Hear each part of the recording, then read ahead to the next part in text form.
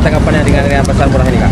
Terutama dengan adanya beras ini Kak, agak membantu, harganya lebih murah dengan di pasar biasanya yang per kilonya berapa dan per tamunya berapa. Sangat membantu deh. Oh, berapa tak nih kita ambil? 2 saja dulu ya. Kalau harga di pasaran sekarang di mana harga berasnya? Sekitar 75 gitu, bagian 5 kilo ya.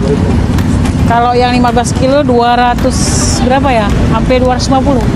Jadi terbantu dengan adanya. Sangat membantu.